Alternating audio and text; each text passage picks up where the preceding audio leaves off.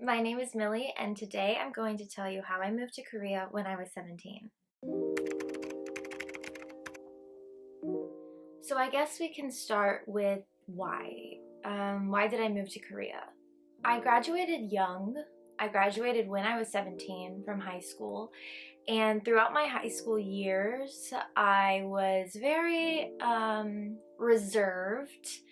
I stand One Direction. You're insecure. You're insecure.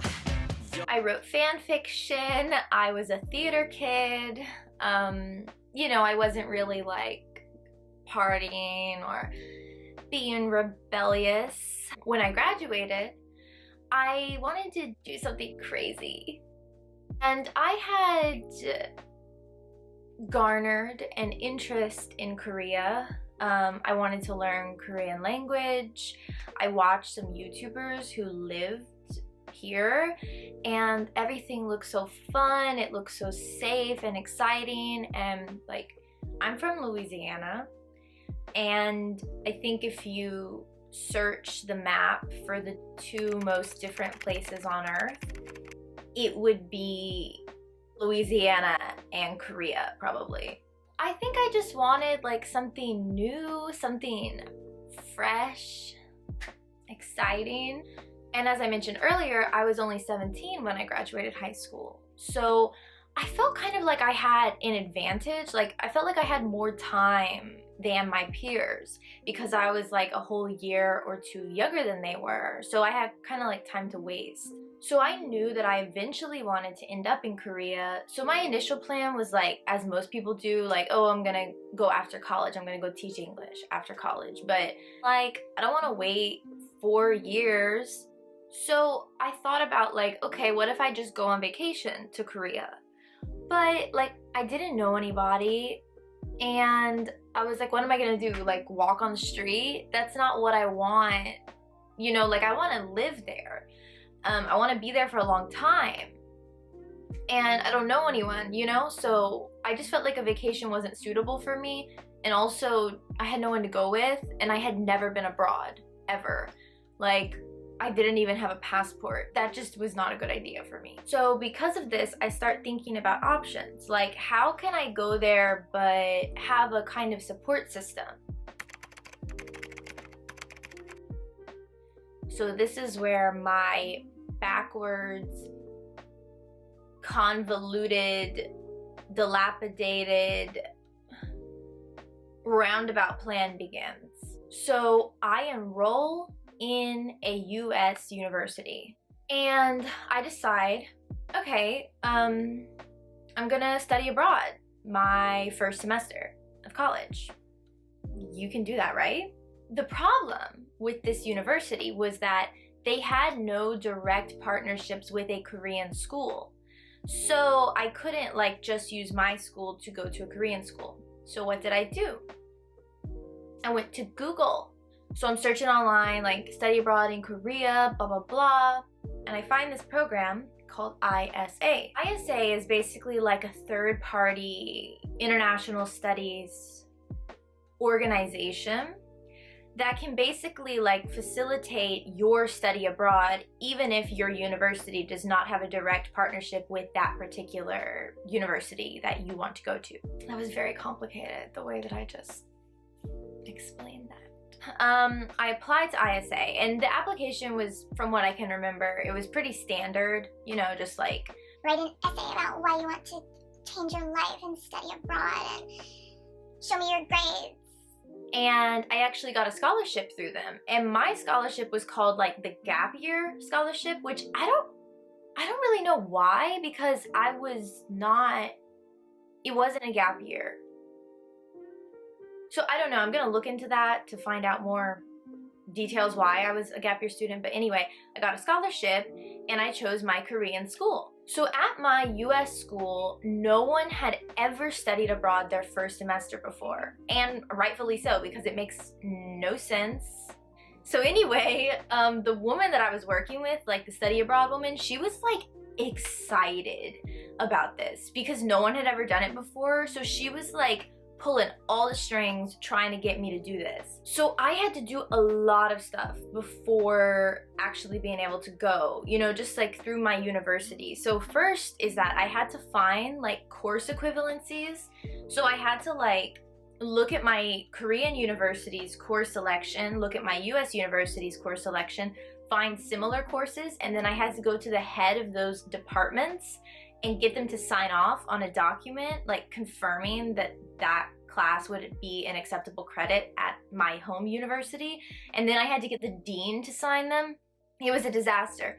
And little did I know was that course registration in Korean schools is not the same as in other places. What I mean by that is that whenever you're registering for courses, you're probably not going to get the ones you want because it's so competitive. So here I was chilling. I was like getting them to sign off on my documents. I was like, yeah, these are my classes for this semester.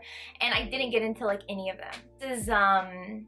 This will become non-important later, but non-important. Then an extra step was that the ISA program, like I had to do a lot of paperwork for them. And remember, I'm 17, I'm a minor. So my parents are also having to do a lot of stuff. It's a lot. And keep in mind, this is my senior year of high school. So I'm a busy bee. So finally, after months of preparation, the process is done. So now I'm ready to go and study in Korea. And I fly there. It was like, I had only flown on a plane once in my life and I'm alone. I was so scared, and I'm pretty sure I had to book my own flight. Like, to be honest, I don't remember a lot of like the technical details about the ISA program, but all I knew was that whenever I landed in Korea, they would come pick me up. I was really grateful for that because I had like never been on a subway before. I did not speak Korean, mind you. So they were like, okay, we're gonna be there. We're gonna have a little sign, and yeah. So I land and I'm like so nervous. I can't even imagine the emotions. And I was also kind of like in awe, like seeing the Korean airport for the first time. You know, I had really done my due diligence. I researched a lot about Korea before coming, and like seeing it in person, I was kind of starstruck. And my independence, my like panic starts right off the bat because whenever I meet the ISA people, they've got a little sign saying ISA, and then I meet another student as well, but they're like, okay, go to this convenience store and go get a subway card. They're not calling it a subway card, they're like, go get a T-money card, go get a T-money card. I'm like, what is a T-money card? And I have to go to the convenience store? Like, I don't speak Korean. Like, so immediately I landed, and like 5 minutes later, I'm off by myself going buy this T-money card. The woman's like, how much money do you want on it? I'm like, what is this? What is it? We get in this like private van. It was quite bougie, to be honest.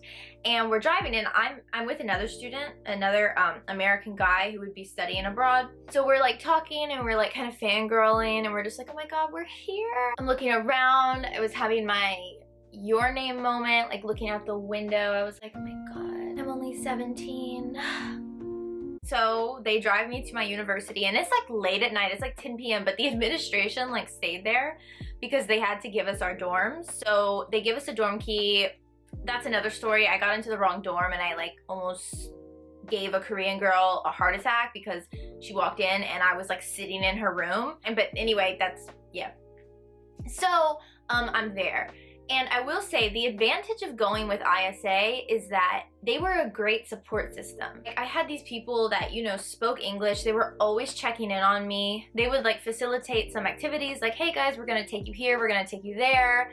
It was just a great safety net to have. You know, I knew that if I had any emergency, if I needed help with anything, I had these people there that were literally meant just for helping me. Of course, having ISA there was more expensive. It was an extra expense, but in the long run, I think that it was worth it because it really, I needed it. I had never been abroad. Maybe if you're more savvy than me, maybe you could do it alone, but I know that I couldn't. So I do my semester, I had a great time, and I decide like, hey, this was kind of my plan all along, but I wanted a trial run in Korea before I committed to anything. So after studying abroad there, I'm like, hey, I want to like live here. I want to move here, and I want to study here permanently. I had like a bit of a community in Seoul, so I felt like, okay, now I'm actually ready to like move here. Like, I can be more independent, I know how to do everything, and my Korean was a little bit better. So I'm like, I'm ready to take that plunge. I stay in Korea for about, I don't know, 4 or 5 months. I go back home to the US, and this is where my problems begin. You might know, if you want to transfer schools, you cannot transfer like in the middle of your school year. So for example, you cannot transfer as like a first semester sophomore. You have to wait until you're a junior. I had to go back to my home university in the US for 1 semester and finish, and then I would transfer to a Korean school as a sophomore. Life had other plans for me, and I got really, really sick, and my doctor was like, you cannot go to school. I'm having a mental breakdown. Now I'm delayed, you know, like I had like all my plans laid out, but now I'm too sick to go to school. And I was even enrolled into my classes in the US school. I'm delayed a whole year, so I'm gonna have to wait this semester out. And this is before the era of online schooling, by the way. So I'm like, I have to wait this semester out, then I have to do the semester, then I'm gonna have to transfer to Korea. So I was like, you know what?